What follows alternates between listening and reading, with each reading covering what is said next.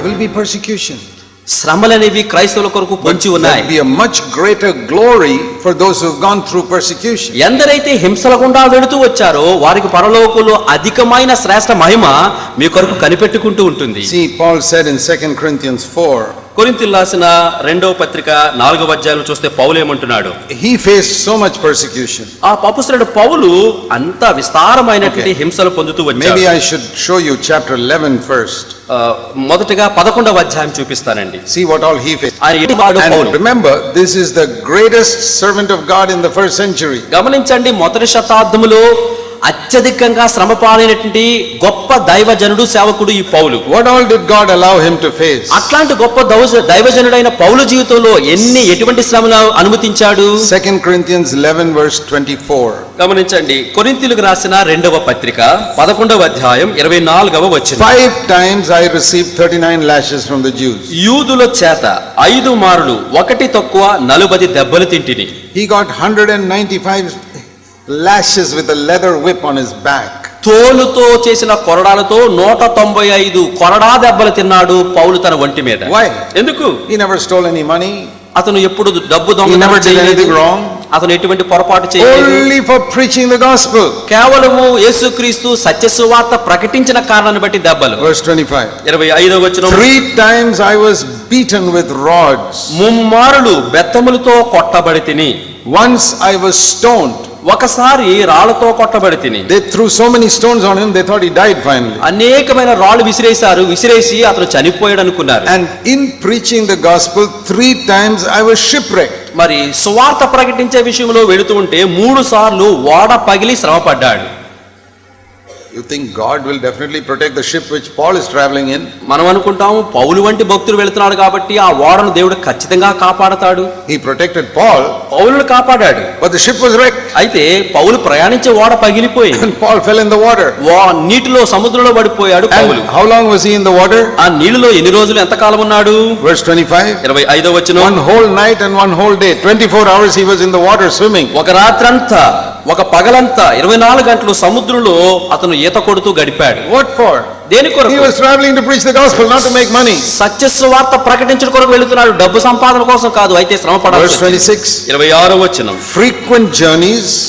అనేక పర్యాయములు ప్రయాణములో. In danger when I cross a river.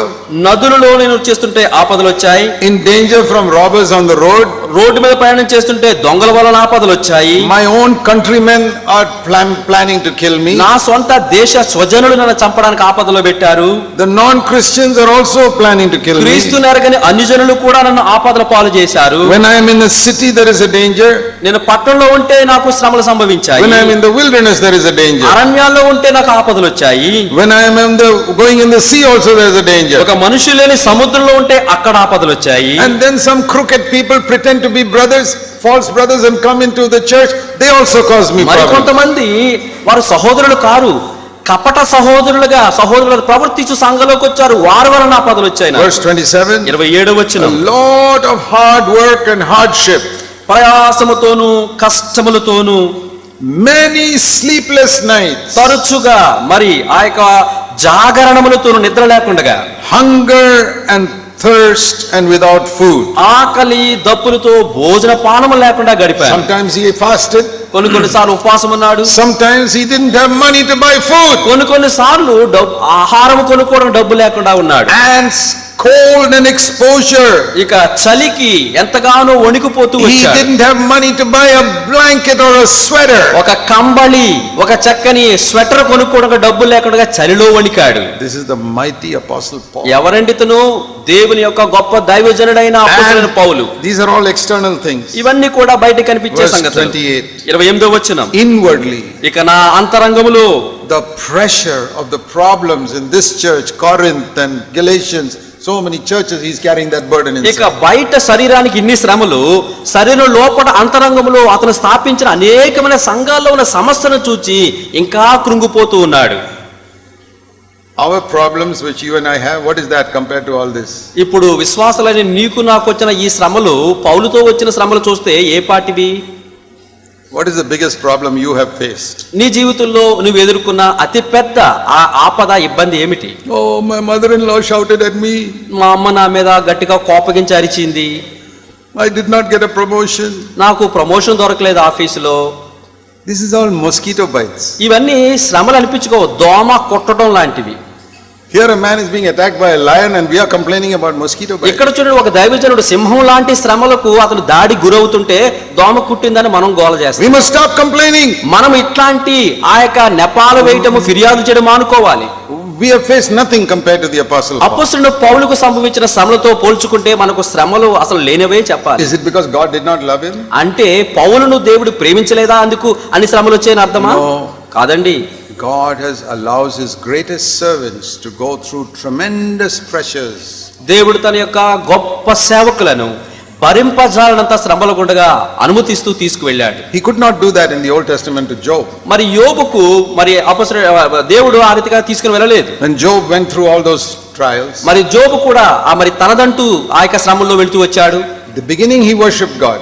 మరి ప్రారంభంలో ప్రభువును ఆరాధించాడు యోబు. But after a few days he started complaining and grumbling and all that. కొన్ని దినాలు గడిచిన తర్వాత ఇక దేవుని మీద ఫిర్యాదులు చేయడం మొదలుపెట్టాడు. Because he didn't have the Holy Spirit. ఎందుకంటే ఆ యోబుకు పరిశుద్ధాత్ముడు లేడు. But now ఇప్పుడు God is showing his angels. దేవుడు తన యొక్క దూతను చూపిస్తున్నాడు. See Paul. ఇదిగో పౌలును చూడు. See what all he went through. అతను ఎట్లాంటి శ్రమల గుండా వెళ్ళాడు చూడు. And what does he say? ఏమంటున్నాడు? He says, rejoice in the Lord always. పౌలు అంటున్నాడు, ఎల్లప్పుడూ ప్రభువును ఆనందించుడు అంటున్నాడు. In everything give thanks. మరి ప్రతి దాని కొరకు కృతజ్ఞతలు చెల్లించండి. And the angels are amazed. ఆకాశంలోని దేవుని దేవదూతలు పౌలు పాటలు విని Lord, ఆశ్చర్యపోతున్నారు. we never saw this in Job, but we see it in Paul. How is that? ప్రభువా, యోబు జీవితంలో ఇట్లా స్తుతించడం మేము చూడలేదు కానీ అపొస్తలుడు పౌలు జీవితంలో స్తుతిస్తున్నాడు, ఇది ఎట్లా సాధ్యం? Because he has been filled with my Holy Spirit, God says. దేవుడు అంటున్నాడు, కారణం ఒక్కటే, అపొస్తలుడు పౌలు పరిశుద్ధాత్మ చేత సంపూర్ణంగా Now నింపబడ్డాడు. all these big trials, what does Paul call it? మరి ఈ పెద్ద పెద్ద శ్రమలన్నిటిలో కూడా పౌలు ఏమని పిలుస్తుంటున్నాడు? Chapter 4 verse 17. 2 Corinthians 4 2 కొరింథీ 4వ అధ్యాయం అండి, verse 17. 17వ వచనము.